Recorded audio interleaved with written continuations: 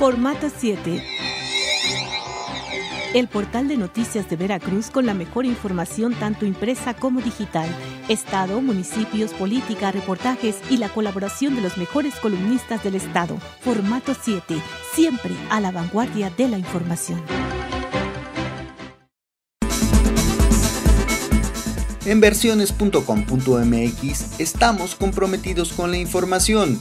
Es por eso que buscamos todos los ángulos de la noticia. El resultado a un año está a la vista. Gracias por su preferencia. Versiones.com.mx, un portal de noticias que es un referente obligado en Veracruz y otras latitudes.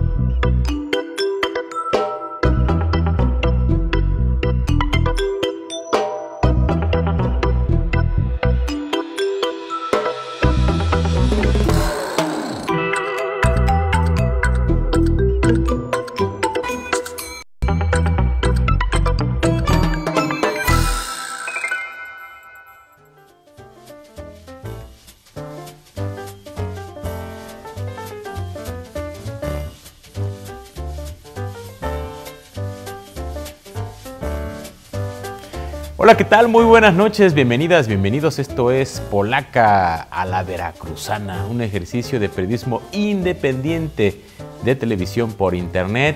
Y bueno, ya en algunos programas anteriores usted se ha percatado que optamos por no tener invitados, sino analizar los temas de coyuntura, los temas importantes que se están generando en la agenda informativa. Así que en esta ocasión, tenemos mucha tela de donde cortar y recientemente, como usted ya lo sabe, se llevó a cabo el quinto informe del gobernador Javier Duarte de Ochoa. Un día anterior, la comida de la unidad priista y otros temas más que están aconteciendo en la agenda política, los vamos a abordar aquí en Polaca a la Veracruzana. Quédese con nosotros y procedo a saludar a nuestros invitados de esta noche, nuestros compañeros que siempre están aquí con nosotros analizando los diversos temas, así que saludo con mucho gusto aquí a mi derecha Manuel Rosete Chávez, autor de la columna Apuntes y también director general de Formato 7 en su versión impresa y formato7.com en su versión digital, que junto con versiones.com.mx es uno de los sitios web que transmiten Polaca a la Veracruzana. Muy buenas noches, Manolo. ¿Qué tal, Pepe? Buenas noches. Raimundo, buenas noches. Oye, por cierto, ¿cuántos portales nos están transmitiendo? Poco más de 8, de 10. ¿Cuántos son, sí, Pollo? Aquí a nuestro... ¿Cuántos? 11. Ya son 11, fíjate. Sí, 11. Te pregunto por esto porque yo he recibido llamadas de amigos del norte que ven el programa. ¿Del norte del estado? Sí, del norte del estado. Del centro no te digo porque ahí hay un compañero que lo reproduce en su portal. Y de Córdoba al Día, ¿no? De Córdoba al Día, sí. Y también de la zona de Orizaba, con Diario Noticias de Norberto Espinosa. Por cierto, sí. Saludos a Norberto. Gran amigo. Y a su esposa, doña Betty, que ahí está sí, ayudándole. Y sí, ya 11. Empezamos ¿con cuántos empezamos, Pollo? Con dos. Mira, nada más. Ha crecido Polaca la Veracruzana. Mucho. Y se ha posicionado en el gusto de nuestros televidentes. La verdad, muchas gracias a todos por preferirnos, ¿no? Claro que sí, a todos. Saludo también con mucho gusto a Raimundo Jiménez, autor de la columna Al Pie de la Letra. Muy buenas noches, Ray. ¿Qué tal, Pepe? Buenas noches, Manuel. Pues sí, hay muchos temas que desmenuzar, que abordar, porque ya después del quinto informe de gobierno, ya, aunque este es un proceso que arrancó muy anticipadamente, ¿no? Creo que pues ya ni sorprende a nadie, porque de hecho también la sucesión anterior también arrancó muy temprano, ¿no? Con Fidel Herrera desde que llegó al Senado. Y aunque bueno, obviamente al final fue lo más candente, pero sí se empezó empezó a generar ruido con mucha anticipación, igual que como ahora, aunque en circunstancias totalmente diferentes, muy atípicas, porque incluso en la sucesión anterior no se había dado una confrontación tan abierta entre el que gobierna y los que aspiran a sucederlo, ¿no? De su partido. De su partido, del mismo partido, ¿no? Que además creo que no es un caso único, aunque sí aquí se percibe una confrontación mucho más abierta, porque vemos también, por ejemplo, en Quintana Roo también hay roces muy fuertes entre el gobernador Roberto Borge y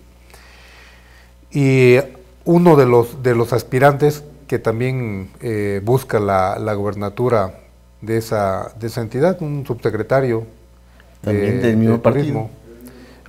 Sí. Pero también en época de Miguel Alemán, yo recuerdo que Miguel Ángel Yunes Linares fue de los pocos que sí se confrontó ahí con Miguel Alemán, ¿no? Un poco, sí, al final, ¿no? Aunque terminó renunciando al partido. Sí, ahí, en cuanto nominaron a Fidel Herrera, ¿no? Pero ya casi fue al final, ¿no? Pero casi fue al final. Sí, cada efectivamente tiene circunstancias diferentes, matices distintos. Cada elección, pues de todo, ¿no? En los municipios y en el Estado y en la presidencia son distintas, son diferentes cada una. En el sexenio antepasado, no, en el de Fidel Herrera, a estas alturas del sexenio, Fidel tenía el control total del Estado. ¿Sí? En la plenitud del pinche poder, decía él, ¿no? Sí. Y sí, no soltó ni un centímetro hasta el último segundo de su mandato. Sí, porque además había ahí una circunstancia que le favoreció mucho. Claro. El hecho de que todavía no llegara un priista a la presidencia de la República. La alternancia con el PAN. Eso le favoreció mucho a él para poder maniobrar su propia sucesión. Claro. ¿No? Ahora, aunque el presidente Peña, yo por lo que he percibido veo que él no se ha entrometido en los estados donde ha habido elección de gobernador, prácticamente no se ha visto un dedazo de su parte. Creo que ahí los que más bien han decidido han sido otros actores, entre ellos Manlio Fabio Beltrones y Emilio Gamboa Patrón. Tan así que Manlio Fabio Beltrones puso el candidato en Baja California Norte en el 2013, que perdió, que por cierto el senador Héctor Yunes fue delegado del Comité Nacional del Partido en esa elección, ¿no? Sí. Y ahora en Sonora volvió a poner también candidata a Claudia Pavlovich, ¿no? Que ganó. Gamboa, al parecer, creo que tuvo mucho que ver en la selección de la candidata de Nuevo León, de Ivonne Álvarez, ¿no? Sí. Y no he visto que el presidente directamente maniobre para imponer un candidato, porque por ejemplo en Nuevo León estaban perfilando a Ildefonso Guajardo, el secretario de Economía, que es una gente muy allegada a él, y sin embargo no se metió para nada, a pesar de que no era tan mal visto, sobre todo por los grupos empresariales del Estado, y en el priismo tampoco era tan rechazado. A lo mejor no era tan popular, pero pudieron haberlo perfilado y haberle abierto camino. Sin embargo... O a lo mejor Peña no ha aprendido a decidir y tiene cosas más importantes en qué preocuparse. Conflictos de él y que han tenido repercusión en el país y fuera del país, ¿no? Sí, un presidente muy acotado, ¿no? Débil. Incluso ahora pues lo estamos viendo en otra toma de decisiones, ¿no? Por ejemplo, está muy acotado ahorita en el proceso interno que está viviendo la Corte para nombrar a los dos nuevos ministros. Ministros, sí. ¿No? Después del desgaste que tuvo para meter al ex procurador a Eduardo Medina Mora, ¿no? Que lo trajo de la embajada de Estados Unidos a la Corte. Después de esa designación, ahorita le está costando mucho tratar de maniobrar para meter a otras gentes allegadas a él, ¿no? Que un amigo me hacía la observación de que, bueno, pues aquí para México, pues sí, no se ve muy pulcro que el presidente imponga gente de su propio partido, pero me comentaba que en Estados Unidos, en la Corte, los ministros son declaradamente partidistas, ¿no? Y prácticamente la Corte está dividida entre un grupo del Partido Republicano y otro del Partido Demócrata, porque pues allá nada más son dos partidos, ¿no? Aquí ya se hablaba incluso de que había una componenda del presidente Peña con el PAN para que, por un lado, Peña propusiera un ministro y el PAN se le cediera otra de las sillas en la Corte, ¿no? Pero finalmente, bueno, ha habido mucha presión por parte de organismos no gubernamentales, gente muy influyente en la opinión pública, que ha generado mucho ruido, y pues ha hecho que, por ejemplo, dos de los candidatos que se mencionaban como muy seguros para llegar a la Corte, una que era la magistrada Mari Carmen Alanís, que es la del Tribunal Electoral del Poder Judicial de la Federación, y otro, el senador Raúl Cervantes, que incluso hace un año había pedido permiso para separarse del Senado con miras a cumplir con los requisitos constitucionales para poder ser ministro de la Corte. Y sin embargo, de última hora, pues no lo pudieron empujar y tuvo que regresar otra vez a su escaño, ¿no? Y a la magistrada Alanís ni siquiera le incluyeron en las dos ternas que acaban de presentar al Senado. ¿Qué tanto le perjudica al presidente para su imagen ese tipo de cosas? Pues mira, es lo que yo no alcanzo a comprender, porque por otro lado hay otras decisiones muy polémicas que sí lo han desgastado mucho, entre ellos pues lo que ya todo el mundo comentamos, sobre todo aquí en Veracruz, que ha sido la comidilla del día desde hace 2 meses, ¿no? El polémico nombramiento del exgobernador Fidel Herrera como cónsul en Barcelona. Yo siento que fue una decisión que lo desgastó mucho últimamente, ¿no? Y ya no digamos el caso de los 43 normalistas desaparecidos de Ayotzinapa, lo de Tlatlaya, la Casa Blanca. Lo de la Casa Blanca, y hay otros asuntos que no se le han dado tanta resonancia, pero que a mí me hace incluso equiparar la situación que hay en el estado de Veracruz con la que se está viviendo también a nivel nacional. A nivel nacional poca importancia se le ha dado en los medios al problema financiero, pero por lo que yo he estado ahí leyendo y sondeando, hay un grave problema de deuda pública también del gobierno federal, que curiosamente nuestros senadores que han estado poniendo el dedo en la deuda pública del estado de Veracruz, inexplicablemente no han abordado el asunto. Pero estaba yo precisamente hoy revisando ahí unos archivos y buscando ahí en algunos informes presidenciales, y estaba yo viendo cómo se ha disparado la deuda pública desde el 2012 a la fecha. Cómo se la dejó Fox a Calderón, cómo la disparó también Calderón, cosa que también los panistas no han hablado mucho de eso, incluido el distinguido panista que ahora quiere ser gobernador de Veracruz, ¿no? Y Miguel Ángel Yunes Linares. Y cómo en los 3 años de Peña se ha disparado. Aquí traje mi acordeón, por ejemplo, en el 2012 la deuda era de 5.890.846 millones de pesos. En el 2012. 5 billones. 5 billones, o sea, 5 millones de millones, sí, ¿no? Al cierre de 2014, 2 años después, ya en la administración de Peña, la deuda se disparó a 7 billones, 125.895 millones de pesos. O sea que aumentó, en esos 2 años aumentó 1.235.049 millones de pesos más, ¿no? Fox, en la administración de Fox, al cierre de la administración de Fox, la deuda pública representaba el 29% del Producto Interno Bruto. Con Calderón la dejó en el 36% del Producto Interno Bruto. Ahorita, en el 2015, Enrique Peña Nieto la tiene en el 42% del Producto Interno Bruto. Y las proyecciones que hay para el siguiente año, para el 2016, es de que la deuda pública llegue a representar el 47% del Producto Interno Bruto, casi la mitad del Producto Interno Bruto, ¿no? Puro egresado de la Complutense de Madrid. Entonces, bueno, qué bárbaro. Y eso no hablan los senadores. Aquí nos alarmamos de una deuda de 100,000 millones de pesos. No. Puta, pues está cañón. Entonces, con razón. Son de las cosas Peña no se ocupa de los son de las incongruencias que yo veo, ¿no?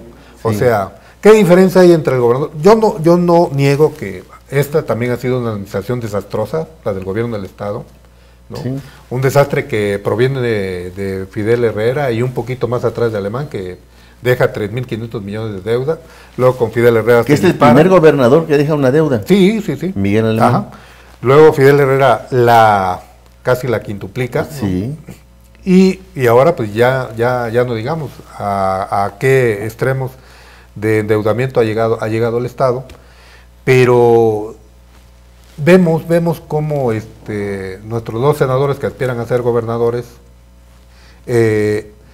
han estado insistentemente criticando la administración del gobernador por la cuestión de la inseguridad, por la deuda pública, por la corrupción, por la falta de transparencia, pero eso lo estamos viendo también en un grado superlativo en la administración del presidente Peña, y sin embargo, ahí sí ha habido, en ese nivel ha habido cero crítica.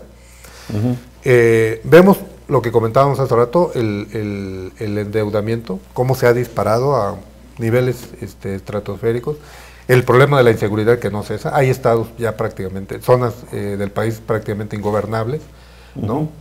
Casos tan lacerantes como la desaparición de los 43 normalistas, las masacres que ha habido, como la de Tlaxlaya, que tampoco se ha sabido nada, ¿no? Casos de corrupción, lo de la famosa Casa Blanca, lo de la casa del secretario de Hacienda, ¿no? La casa de Malinalco. Entonces, creo que aquí tendría que haber un poco también de congruencia y no solamente centrar la vista en un solo árbol y perder la visión de todo el bosque, ¿no? Yo creo que aquí habría que ser parejos, ¿no? Sí, lo que pasa es que el interés de los senadores, de estos 2 en particular, está en Veracruz, quieren ser y por supuesto gobernadores, no quieren tampoco confrontarse con el presidente, que sienten que es el que va a decidir a final de cuentas, ¿no? Y otros actores políticos del gabinete presidencial que también suponen que van a tener influencia, ¿no? En la decisión de acá de Veracruz. Sí. Pero eso genera mucho ruido y eso ha provocado tantos conflictos para el gobernador del estado, ¿no? Que ha tenido que salir a decir que pues, lo respeten porque él es el gobernador. Sí, pero bueno, como también le contestó el propio senador Héctor Yunes, ¿no? También para que te respeten, tú también te tienes que dar a respetar. Y yo creo que aquí ha habido también ciertas ligerezas. Lo de la caña de pescar. Lo de la caña de pescar, que bueno, pues es una broma. Torpe. Una broma, pero yo creo que no debe haberlo hecho así, ¿no? Sí, no. Yo creo que una afrenta, ¿no? Que ahora sí, como que se le ha perdido seriedad, ¿no? Al oficio político. Exacto, sí. Incluso yo creo que de Fidel Herrera para acá se trivializó, ¿no? Se trivializó mucho el oficio de la política, porque también fue un gobernante que no se daba a respetar, ¿no?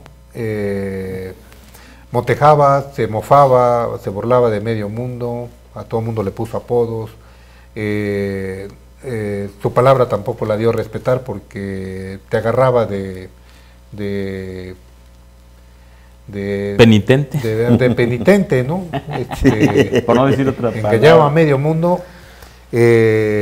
Nunca le decía no que a nadie, a todo el mundo le decía que sí, ¿no?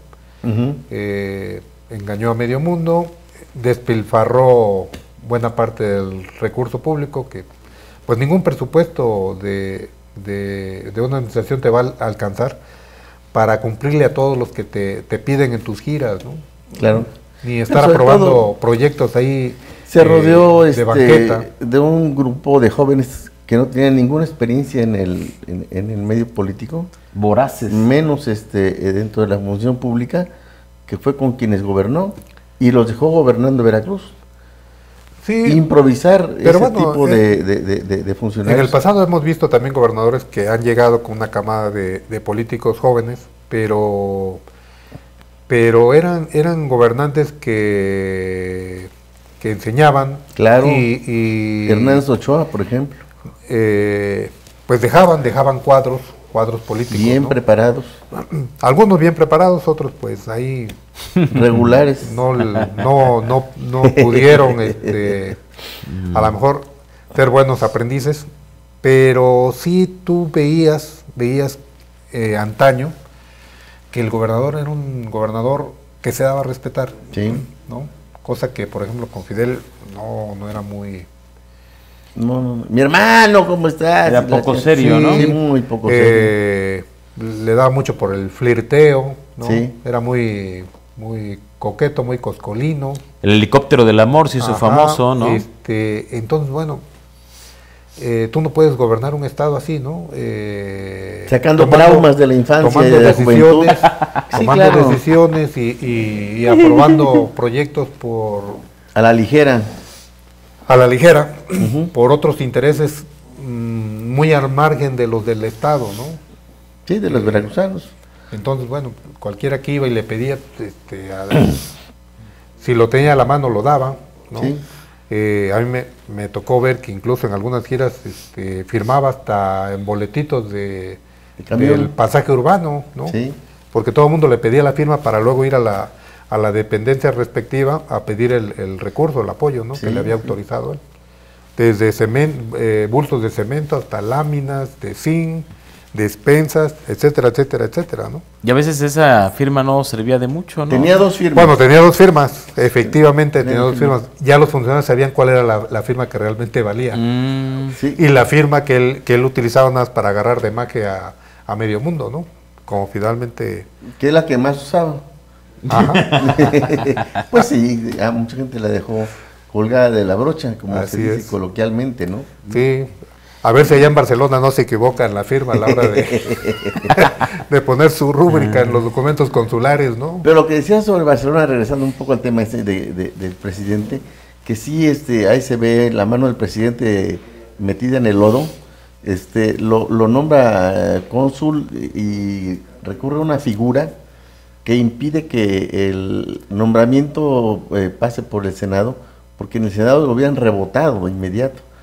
Y, Sí. lo impone como... Sí, ni cónsul. siquiera lo nombra cónsul general, que era el Exacto. nivel que tenía el consulado originalmente de Exacto. Barcelona, Ajá. de Cataluña. Y precisamente para poderlo sacar por la puerta de atrás, para que no lo vetaran en el Senado, lo nombran cónsul de carrera, que De es carrera. un grado menor.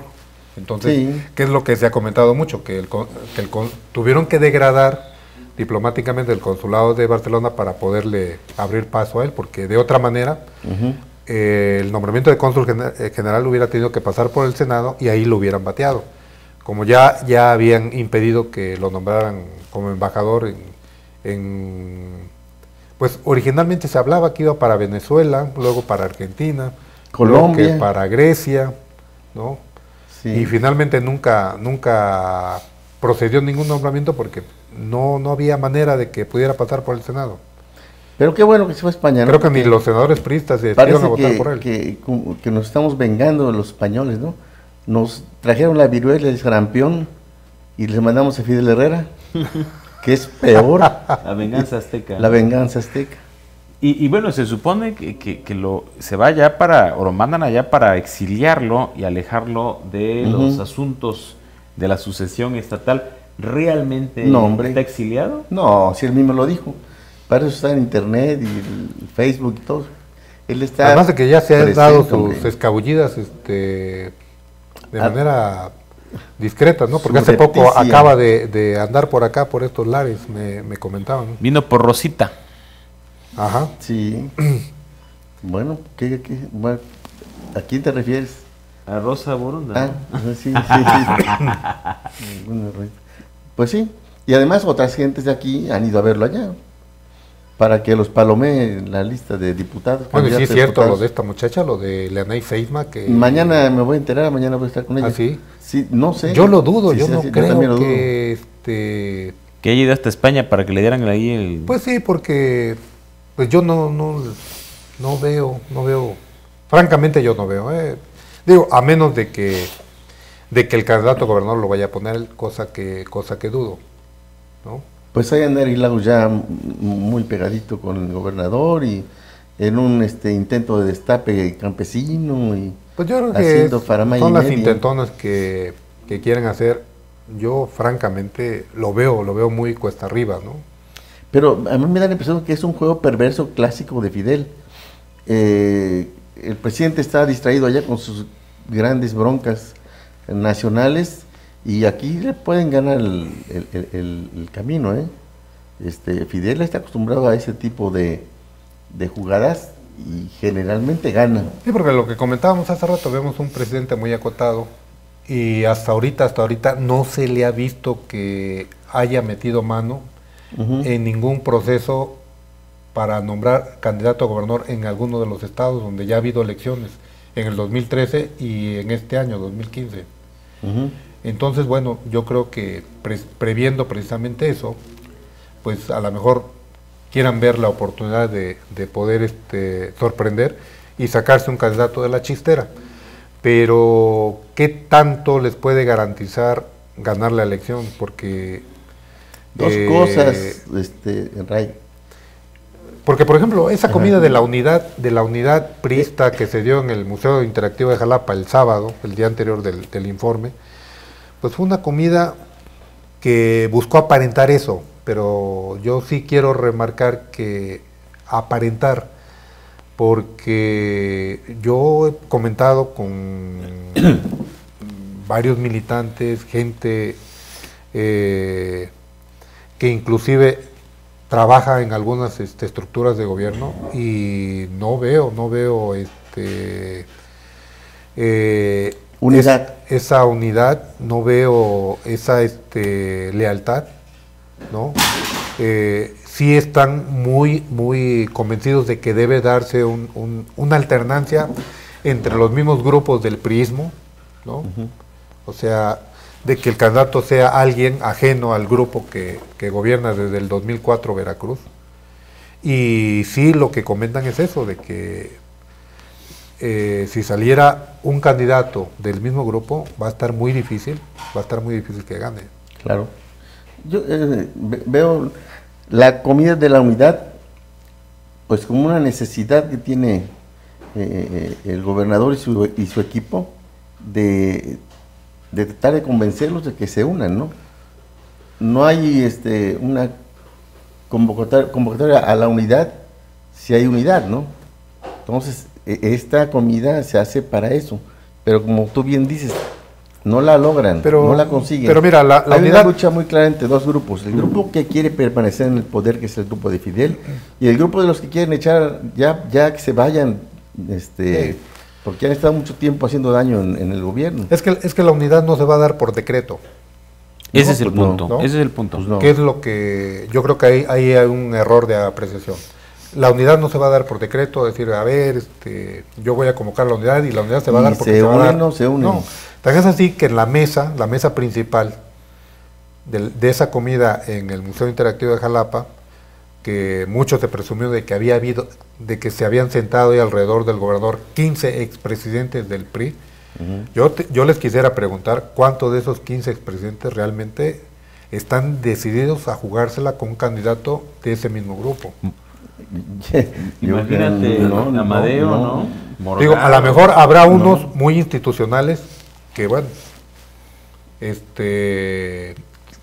dirán ya el día de mañana, si se salen con la suya, bueno, ese es el candidato. No voy a operar en contra, pero pues tampoco me voy a mover para apoyarlo, ¿no? O sea, nada más van a tener mi voto en mi cuota, nada más. Pero no me voy a mover para convencer a mi familia o para llevar a votar el mero día de la elección a mis amigos, a mis compadres, a mis vecinos, ¿no? A la gente que me debe favores, que es así como opera el partido. Claro, claro.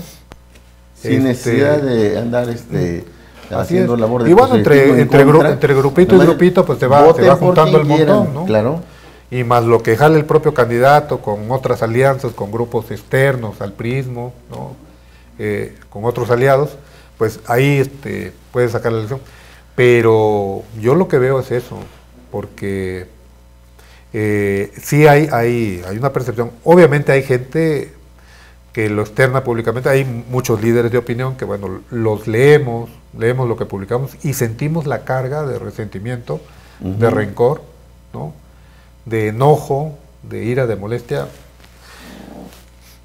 por diversas razones, por diversos factores, ¿no? O sea, a lo mejor hay unos de tipo muy personal, por intereses muy individuales, pero pues también hay otras situaciones que se han lastimado mucho a la sociedad veracruzana. Vemos como nunca antes un gobierno que ha abierto muchos frentes, o sea, un frente muy importante que no se puede menospreciar, aunque se dijera, bueno, pues es un sector que casi tradicionalmente, sobre todo en los últimos años, ha sido más afín a la oposición, a los grupos antigobernistas, que pudiera ser la Universidad Veracruzana, ¿no? La comunidad académica, la comunidad universitaria, sí, que es una comunidad pensante que razona mucho más mucha su voto, gente de izquierda, ¿no? Y que a lo mejor están más identificados con otras fuerzas políticas, sí, pero tampoco los puedes menospreciar, ¿no? No. Pero vemos también grupos de empresarios, grupos de proveedores, pensionados, a los que no se les ha cumplido puntualmente, la misma burocracia, ¿no? Aunque ahora vimos la declaración del secretario de Finanzas de que está garantizado el pago de aguinaldo y se anuncia como un gran logro. Bueno que lo digo porque parece que no lo sienten como obligación, ¿eh?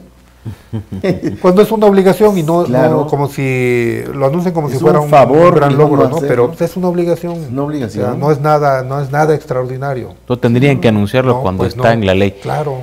Muy bien. ¿Ya vio usted de qué nivel está este análisis de los acontecimientos aquí en Veracruz? De primerísimo nivel. Este análisis no lo ve usted de ningún otro lado, de ningún otro programa de televisión aquí en Veracruz, con una gran apertura, con un gran nivel crítico y sobre todo con estas dos inteligencias, Raimundo Jiménez y Manuel Rosete. No se desconecte, esto se pone muy interesante. Regresando del corte, vamos a hablar del quinto informe de Javier Duarte de Ochoa. Vamos a opinar y esto se va a poner muy bueno. No se desconecte, estamos aquí en Polaca, a la Veracruzana.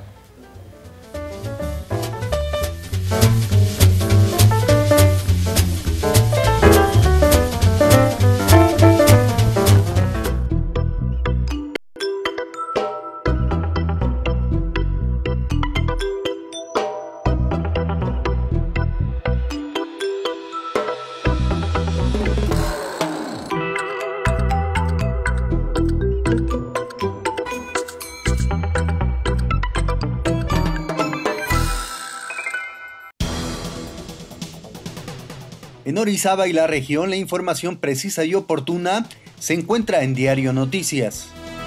Reportajes, columnas, deportes y un poco de humor con las caricaturas de Moraliux y Rocha Garfias. Solo accesa a la siguiente dirección: www.diarionoticias.com.mx y ponte al día con la mejor información. Recuerda que Diario Noticias es periodismo diferente. Formato 7. El portal de noticias de Veracruz con la mejor información tanto impresa como digital. Estado, municipios, política, reportajes y la colaboración de los mejores columnistas del estado. Formato 7. Siempre a la vanguardia de la información.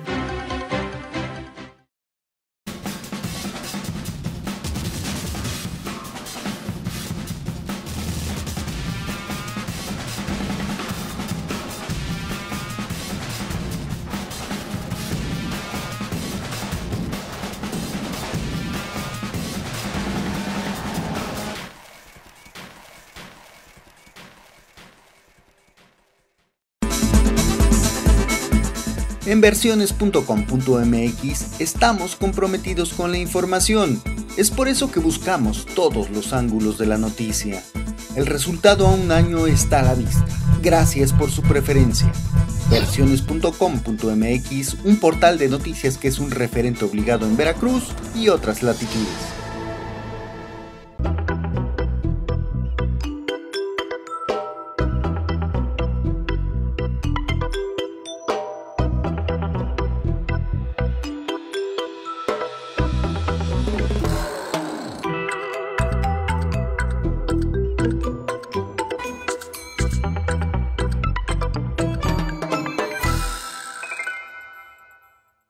Qué bueno que sigue con nosotros aquí en Polaca a la Veracruzana, y bueno, en esta ocasión, como lo decíamos al principio de este programa, y como ya lo habíamos hecho en programas anteriores, optamos por hacer un análisis, ¿no?, de lo que ha acontecido recientemente en el estado de Veracruz, no necesariamente traer a algún actor político como invitado especial, sino bueno, desmenuzar lo que está ocurriendo.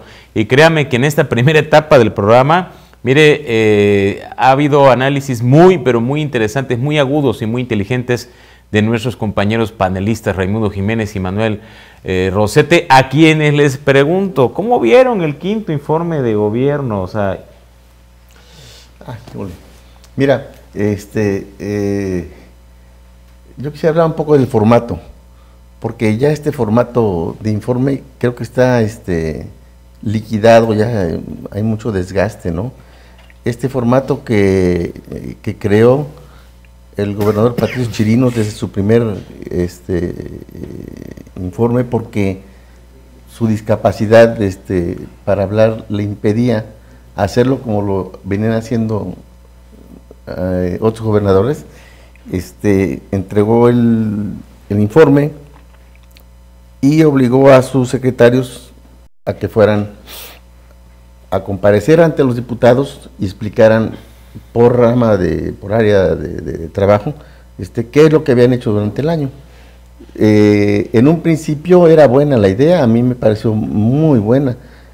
Yo asistí a las primeras comparecencias, excelentes, sobre todo cuando estaba Mariana Aguilar, diputada del PRD. Combativa, que se preparaba para recibir al secretario en turno, con un par de asesores que eran Castillo, excelentes, sí, asesores, y cuestionaba con mucha seriedad al funcionario, leía a fondo el informe y los ponía en aprietos. Pero se fue desgastando el asunto y comenzaron a llamar los secretarios a los diputados antes de comparecer, los invitaban a cenar y les daban una lana para que les hicieran preguntas a modo. Cómodas. Sí, cómodas. Y eso se volvió un pitorreo ahí que ni siquiera... ¿Todavía lo siguen haciendo? No, ahora es peor, porque tienen mayoría calificada en el Congreso. El Congreso es un Congreso priista, es una dependencia del gobierno del Estado. Entonces, ahora es peor, ¿no? ¿Qué esperamos de las comparecencias de los funcionarios? Nada. Yo no espero nada. No creo que vayan a revelar nada, y menos que algún diputado pueda ponerlos en aprietos. Fidel Robles Guadarrama está delicado de salud, que sería el único. De ahí fuera no le veo, ¿no? Bueno, y hago un pequeño paréntesis con eso de las comparecencias.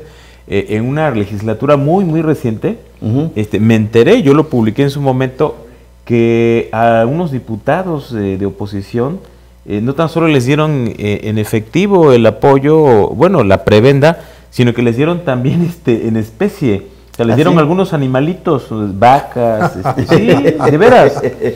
Y lo curioso es que algunos diputados o diputadas, o sea, muy pocos, no tenían rancho, o sea, no tenían un espacio donde tener los animales, y tuvieron que pedir que alguien se los cuidara, que los tuvieran en los corrales, ¿no? Sí, su peso, o sea, que les dieron unas vaquitas ahí, sí, un ganadito, ¿no? Ganado robado. Es que no hay cash. No hay cash. ¿No? Entonces se lo dan en especie. Pero bueno, interesante lo que dice Manuel Rosete, que ya el formato está anquilosado, anacrónico, muy del culto a la personalidad, ¿no? finalmente. Sí, que ya ha venido, es una ceremonia tradicional que ha venido a menos, porque te acuerdas aquellos informes faraónicos, todavía cuando don Fernando, con Dante, Acosta Lagunes, que incluso después del informe, para empezar, el día previo al informe, llegaban centenares de invitados especiales que atiborraban los hoteles de Jalapa y Veracruz, ¿no? Y obvio, todas las cuentas a cargo del gobierno del estado, hospedaje, comidas, se reactivaba la economía, tragadera, Sí. ¿no? Sí. Vuelos charter en avión, era un gasto excesivo. Era el día del gobernador. Era el día anterior. No había clases, Llegaban incluso. el día anterior. Suspendían clases, claro. Llegaban el día anterior. Al otro día todo el mundo iba ya al informe. A Que la era en el Cámara de Teatro del Diputados. Estado, porque siempre Luego había una comida Ujú. e incluso después había una salutación en Palacio de Gobierno. Sí. Y veías las filas de gente ahí para entrar a Palacio y subir las escalinatas a la sala de banderas, que ahí era donde se paraba el gobernador, para que todo el mundo pasara a saludarlo y a felicitarlo por su informe, ¿no? Uno por uno. Sí, eran gastos tremendos, ¿no? Venían representantes de los medios nacionales, las vacas sagradas del periodismo estaban sí, aquí sí, de sí. visita, Oh, sí. venía gente de Televisa, TV Azteca no tenía la fuerza que tiene ahora, si no hubieran estado aquí. Ahí me hice amigo de Lolita Ayala, que puta, la traían en algodones a la señora. Sí, eran unas divas. Venía a pasear nada más y se iba con la maleta repleta de billetes. Así es. Nada más porque venían el informe del señor gobernador, ¿no? Ajá. Al día siguiente del informe, los medios impresos de Veracruz, atiborrados de planas y planas, Sí, y eran planas encartes de enteros. publicidad de los ayuntamientos que le agradecían al gobernador las obras realizadas en su municipio a lo largo del año. Era un mundo de dinero el que se gastaba. No, en todo. Pero ¿saben qué? Había obra pública. Porque efectivamente, menos. sí, los alcaldes tenían que agradecerle y le mencionaban las obras, ¿no? Ahorita pues ya eso desapareció porque no hay ni que agradecer. Pues sí. Oiga, me llama mucho la atención que en el informe el del domingo, el quinto de Javier Duarte, que ¿cómo es posible que se cuela ahí una señora a protestar por la desaparición de su hija? La señora esta creo que es la de Orizaba. Es la misma de Orizaba, ¿no? Era un tipo, ¿no? Un colectivo de aquí de Jalapa. Pero ¿cómo? O sea, ¿se colaron o permitieron que entraran? O sea, porque se supone que hay un hay un mecanismo muy estricto de seguridad, ¿no? Sí, incluso Pero para es los gente- medios fue difícil el acceso, ¿no? Sí. Ah, pero mira, ahí están las imágenes precisamente de ese evento que se llevó a cabo en el velódromo, Ujú. que fue una de las obras importantes de los Juegos Centroamericanos y del Caribe. Bueno, allí está el gobernador con su esposa, Karime, sus hijos. Ujú. Y bueno, un recinto que pues prácticamente ya se estrenó para este magno evento y que ojalá que siga teniendo una buena utilidad. Pero bueno, se ve todo, aun cuando dice Raimundo que ya no se dan esos informes faraónicos, pero todavía se sigue viendo este culto a la personalidad, ¿no? Claro. Y además, ¿hubo algo o mucho que informar? Porque no se vieron muchas obras fuertes o grandes que se hayan anunciado, que se hayan realizado, ¿no? No, pues no. Bueno, acuérdense, el año pasado, 2014, debido a que por esa fecha coincidió la inauguración y el arranque de los Juegos Centroamericanos y del Caribe, el gobernador no pudo organizar es una cierto. ceremonia como esta para su cuarto informe de gobierno. No pasó nada. Nadie lo echó de menos, ¿no? No. Sí, no, lo estamos platicando nosotros porque nos interesa a nosotros, pero salte a la calle y pregúntale a la gente por el informe y a tampoco. nadie le interesa. Y yo creo que tampoco ya dejó de tener ya perdió el sentido original la comparecencia de los secretarios de despacho en el Congreso. Sí. Yo creo que también eso deberían de ahorrárselo porque también representa un gasto por abajo del agua porque no hay manera de comprobarlo, pero lo que se rumora es precisamente eso, de que hay una componente ahí con algunos diputados de oposición para que no se presenten a la comparecencia, o para que si hagan preguntas facilitas, ¿no? A modo. A cambio de algún... Ajá, de grapa, ¿no? ¿Cómo están las jícamas actualmente en las playas? Yo creo que el Congreso debería de hacer uso de su facultad, una facultad que la propia Constitución le concede, de solicitar al Ejecutivo Estatal que para aclarar sobre algún asunto de interés público, el Ejecutivo le ordene a su subalterno, a su secretario de despacho, ir al Congreso a hacer la aclaración pertinente sobre las dudas que tengan los legisladores sobre determinada situación o determinado caso, ¿no? Sí. Y por ejemplo, ahorita ha habido tema, porque por ejemplo vemos el asunto de las pensiones, ¿no? El de la universidad. El supuesto adeudo de la universidad al Instituto de Pensiones, que ahí habría que clarificarse si es cierto que la universidad le adeuda, si hay convenio o no para que el gobierno del Estado tenga que cubrir esos adeudos como patrón solidario, ¿no? El tan llevado y traído asunto de la deuda pública, ¿no? ¿Sí? Realmente cómo se reestructuró, se contrató más crédito. No, el gobernador dijo que no se pidió prestado ni un peso, se reestructuró la deuda sin necesidad de pedir prestado nada. Pues había que ver que explicaran cómo lo hicieron, ¿no? Pues sí. Es un acto de magia, no entiendo qué fue lo que pasó. Y es lo que ahí el Congreso debería es el ejercicio que debería de hacer, ¿no? De que se transparente todo y todo quede claro ante la opinión pública, que no haya dudas, ¿no? Y yo creo que eso le conviene tanto al propio Ejecutivo como al Poder ejecutivo, legislativo. Que por cierto, uno de los anuncios que hizo el gobernador en su quinto informe de gobierno es de que iban a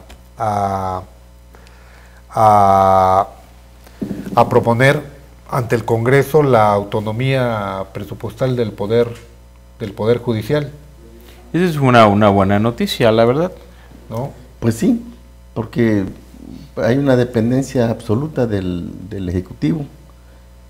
No sé cómo le harían para que fuera, para que sea independiente económicamente, pero pues alguna forma porque han de haber encontrado, ¿no? El poder judicial, creo que es el presupuesto que se le asigna cada año es muy bajo, ¿no? Muy bajo. Se quejan mucho de que es poco lo que les asignan, ¿no? Y ellos se apoyan mucho en el fondo de la judicatura. Ajá. Que es una muy buena lana que manejan. El fondo ese para el y ahí creo que es donde se despachan con la cuchara grande, porque he oído ahí algunos sueldos de algunas secretarias de juzgados que ganan bastante bien, ¿eh? Sí. Pero desde hace un buen tiempo, a la época de Raúl Aguilar Maraboto, y tenía todas, que en paz descansen, por cierto, y tenía todas sus novias, ¿no? Y les pagaba un buen billete. Y eran varias, ¿verdad? Y muy guapas todas. Y muy guapas. En una ocasión, yo lo recuerdo, hubo documentos que hasta se vio cómo les facturaron artículos... ¿Lencería fina o qué? Lencería fina, sí, de uso personal. Ajá. Pero bueno, a propósito esto de este anuncio de que el gobernador va a enviar esta iniciativa para darle autonomía financiera al Poder Judicial, hace poco platicábamos con unos consejeros de lo que antes era el IEP, el Instituto Electoral Veracruzano, y que ahora se llama OPLE, y nos dicen que ellos todavía les sigue pagando, o sea, no son autónomos financieramente, les paga el gobierno del estado. Entonces, también tendrían que allí a futuro enviar una iniciativa el gobernador para que también tenga autonomía financiera el OPLE, el órgano electoral. Sí, porque si no va a seguir dependiendo, y yo supongo que también por ahí los van a apretar, ¿no? Pues sí. Es una herramienta de manipulación de las elecciones, ¿no? Sí, en la reforma electoral creo que ahí quienes la diseñaron no previeron eso, porque tú no puedes dejar el órgano electoral.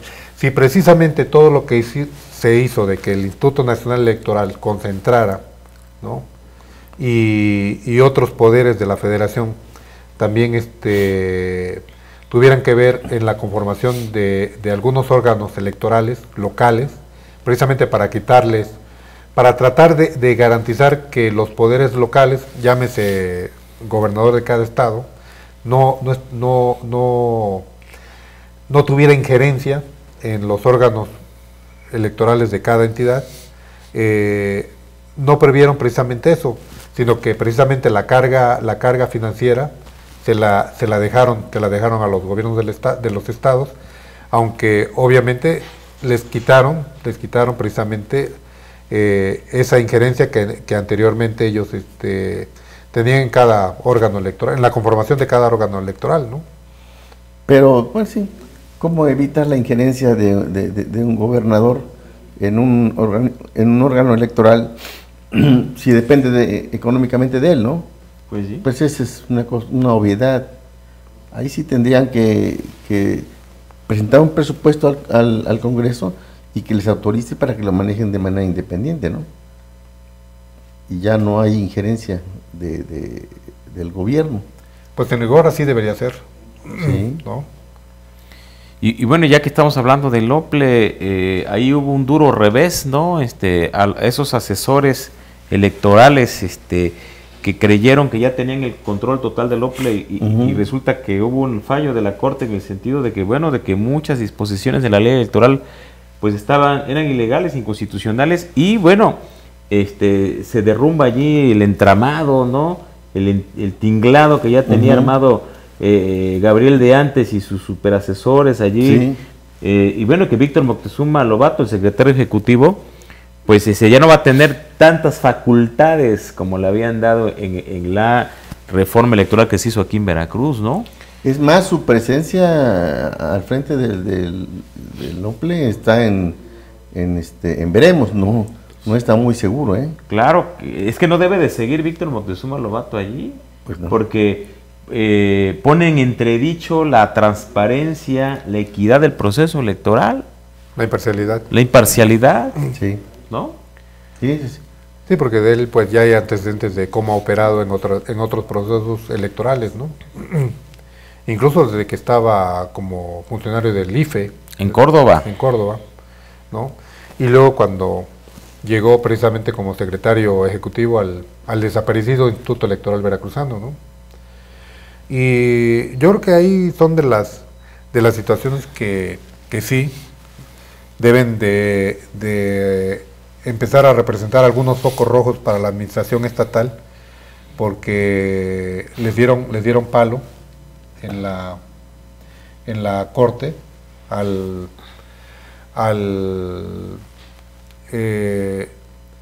revertir algunos artículos, un buen número de artículos de la reforma casi electoral, 40, ¿no? Casi, creo que 41 artículos, ¿no? Un poco más de 40.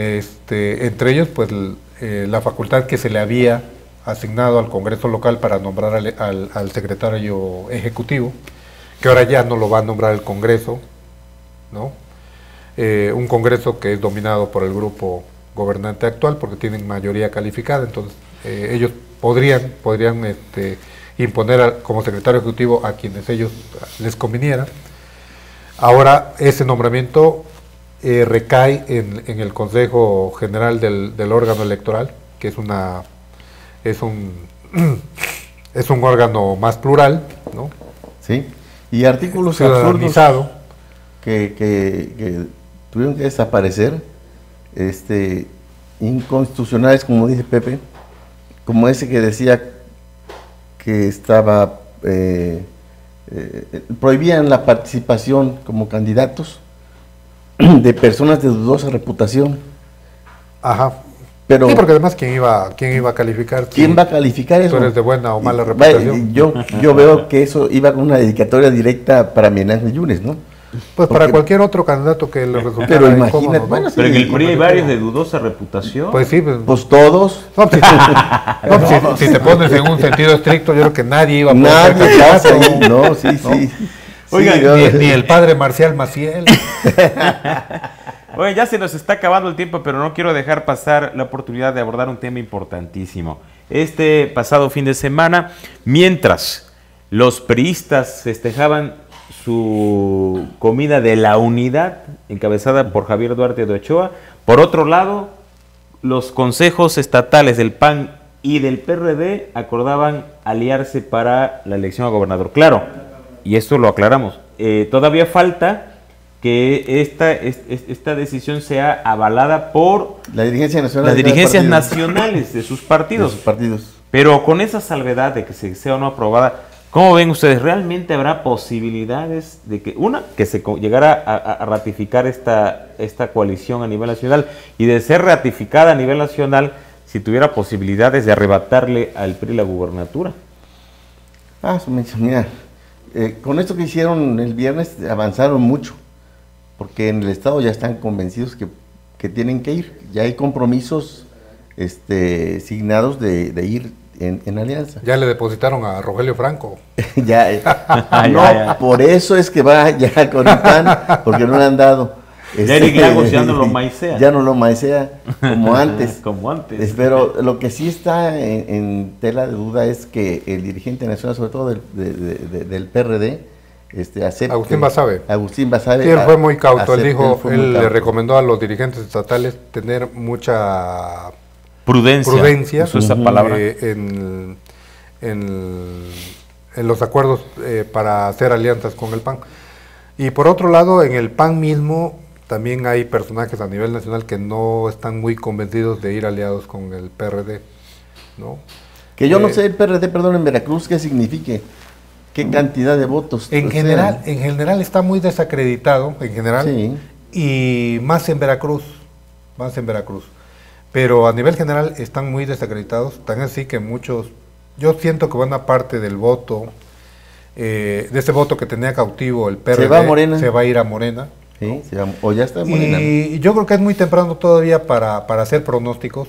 Yo creo que hasta que ya estén definidos todos los candidatos de todos los partidos, y para entonces ver si finalmente esa alianza PAN-PRD finalmente fraguó, fructifica, y en qué condiciones se forma, ¿no? En qué condiciones se arma, quién finalmente resulta ser el candidato. Miguel Ángel Yunes Linares quiere. Todo apunta que va a ser Miguel Ángel. Sí, incluso hay perredistas que dicen de manera cínica, es que en el PRD no hay un candidato, no tenemos un cuadro. Vamos con Miguel Ángel. Ahí está Uriel Rosas, Uriel Flores. Uriel Flores. Arrasó aquí en Jalapa. ¿Qué no renunció ya al PRD? No ha renunciado. Pues está un cuadro, hombre. No ha renunciado. Pero bueno, es muy sospechoso eso. ¿Quién sabe qué hay detrás de todo? Trampas para comprar conciencias hay de todas partes, ¿no? No más en el PRI. Han estado criticando, he visto allí algunos análisis de que cómo es posible, bueno, en el hipotético caso de que Miguel Ángel Yunes Linares fuera el candidato a gobernador de la alianza PAN-PRD, que dice que no habría congruencia por parte de los perredistas porque Miguel Ángel, cuando fue secretario de gobierno en el sexenio de Patricio Chirinos, pues persiguió a muchos perredistas, ¿no? Pues nada más habría que recordar el show que le montó a Cuauhtémoc Cárdenas cuando vino aquí a Jalapa y a Veracruz, que le mandó los transvestis, ¿no? Los que... ¿Quién no eran empleados de gobernación? Pero pijureaban. Sí. Pues ahí no creo que su mente le dé para tanto, más bien yo creo que fue ahí algo más de Miguel Ángel, ¿no? Porque hasta se regodeaba él, ¿no? No, por eso que los hubiera mandado él. Sí, no, de hecho, se regodeaba él los envió, ¿no? Y luego con los antecedentes de pedofilia que tiene, pues yo creo que le van a revivir otra vez lo del libro de los demonios del Edén, de Lidia Cacho. No sé si le van a dar un cheque en blanco, porque yo creo que una de las condiciones que tendrían que que fijarle para ser candidato de una alianza PAN-PRD es de que firmar ese compromiso que firmaron este año varios candidatos, que es el de las tres declaraciones. La patrimonial, para ver cuánto tienes, la declaración fiscal, para ver si has cumplido con el fisco, y la declaración de intereses, ¿no? Si tú el día de mañana, si llegas como gobernador, no tienes empresas o intereses económicos que vayan a chocar con tu función de servidor público. ¿Pasará ese filtro, Miguel Ángel Yunes Linares? Pues ahí nos enteraremos finalmente a cuánto asciende realmente su fortuna, para empezar. Pues yo apuesto que sí, ¿No? sí lo hace, sí firma y sí da a conocer lo que tiene, hombre. Pues él ha criticado mucho a Fidel Herrera de corrupto y todo, pero él no ha podido explicar hasta ahorita de dónde ha sacado tanta lana, cuando proviene de una familia que el único patrimonio que tenía era una fábrica de escobas en Soledad de Doblado. Bueno, era un taller más que Era nada. un taller, Un ¿no? taller ahí muy modesto, ¿no? Han sido muy chambeadores. No, mira, tienen todos la cola larga, ¿no? No, por Es eso, muy es que todos difícil. tienen cola larga, pero ahora sí, como dicen, bueno, para tener la cola larga tienes que tener la... No, para No, tener la lengua larga hay que tener la cola tienes corta. la cola corta, ¿no? Y fíjate que a mí se me hace muy lamentable eso, de que a lo mejor nos genera, nos repugna mucho el grupo gobernante actual, pero yo creo que debemos de tener mucho cuidado tampoco de abrirle la puerta a cualquier demagogo o delincuente o criminal, ¿no? Porque pues yo creo que habría que revisar minuciosamente la historia de Miguel Ángel Yunes como servidor público, y no solamente tiene una larga historia por todo el enriquecimiento inexplicable, sino hay otros casos como que lo persiguen desde que fue secretario de gobierno, con los 2 indígenas que masacraron allá en Izhuatlán de Madero, que les cortaron los genitales, un grupo de indígenas que desalojaron de un rancho allá en Izhuatlán de Madero. Luego lo del desalojo como subsecretario de Seguridad Pública Federal, el desalojo en San Mateo Atenco. La fuga del Chapo, la primera fuga vez, del la primera Chapo. vez que Oye, se jugó, la primera vez. El suplente, si Miguel Ángel deja la Diputación Federal para venirse de candidato a gobernador, el que lo va a suplir en la Cámara de Diputados es Enrique Pérez, el que era director de prevención social cuando se escapó el Chapo en enero del 2001 de En Puente Grande. Puente Grande, ¿no? Entonces yo creo que deberíamos de ahí tener mucho cuidado, porque yo creo que sí va a ser muy lamentable que salgan unos y llegue otro igual o peor. Muy Pobre bien. Veracruz, ¿eh? Pues ya se nos está acabando el Pues el es nuestra tiempo. obligación orientar adecuadamente a la opinión pública. Porque yo creo Claro. que sí hay veracruzanos valiosos y veracruzanos cómo que no. sí merecen una oportunidad de dirigir y de gobernar este estado, ¿no? Muy bien, pues ya Nada se nos- más que necesitan un perfil determinado para poder sacar al toro del barranco en el que está únicamente en 2 años. Está cabrón.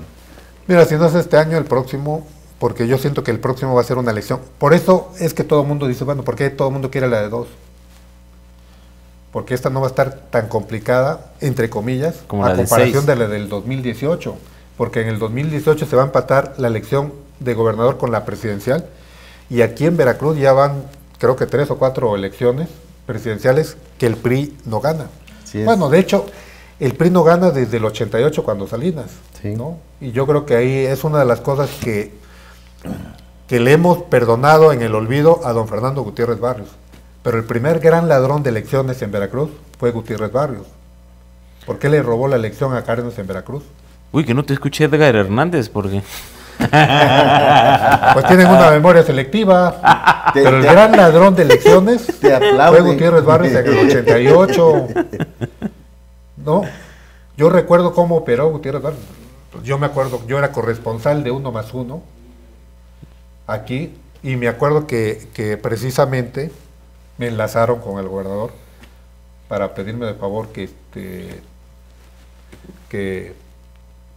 los ayudara.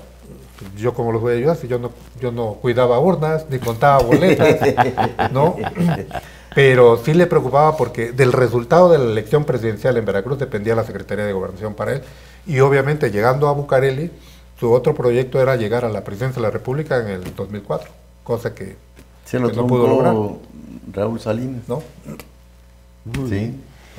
Pues hemos llegado al final de su programa Polaco la Veracruzana. Ya se percataron, ya se dieron cuenta que estos programas son muy buenos, habiendo o no invitados especiales. Y bueno, en esta ocasión que hubo un análisis muy detallado de lo que ha ocurrido en Veracruz en las últimas semanas y meses, pues créanme que, vamos, hasta yo como conductor he estado bastante entretenido e interesado en cómo han desmenuzado los escenarios políticos y sociales Raimundo Jiménez y Manuel Rosete, a quienes yo les agradezco muchísimo de veras este auténtico ejercicio de inteligencia. Pues de libertad, ¿no? Pues, Sobre todo eso, de libertad. es lo que más se disfruta, ¿eh? Que es lo que más Sí, se disfruta claro. en este programa, que no lo va a ver en ningún otro programa. Para que vean que no es mito eso de que no hay libertad de expresión, hombre. No, sí hay. ¿No? Claro que Pues sí. sí, hombre. Nada más no hagas compromisos con grupos que no debes. Claro. Y aquí está aquí la ventaja de que nadie nos puede correr porque este espacio es de nosotros, es de Raimundo, es de Rosete y es mío. Lo peor que nos puede pasar es otra cosa, ¿no? No, Dios nos libre. Dios nos libre, Dios nos libre. Que nos hackeen. Ese sería el último. Tenemos un cristalazo. Un cristalazo. Raimundo Jiménez, muchas gracias. Gracias, Pepe. Gracias, Manolo. Gracias, Manolo. Hombre, gracias a ustedes. Muchas gracias. Pero sobre todo gracias a usted que nos acompañó a lo largo de esta hora. Recuérdate que tenemos una cita el próximo martes a las 9 de la noche. Que descanse.